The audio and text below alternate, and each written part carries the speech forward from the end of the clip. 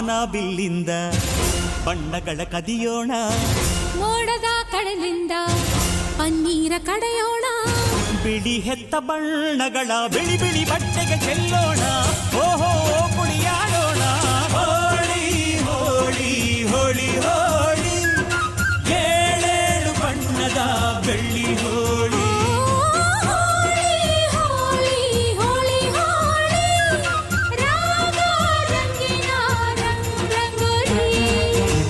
ಅರಿಶಿನ ಕುಂಕುಮವ ಒಂದು ಕ್ಷಣ ಬೆರೆಸೋಣ, ಹಸಿರಿನ ಜೊತೆಯಲ್ಲಿ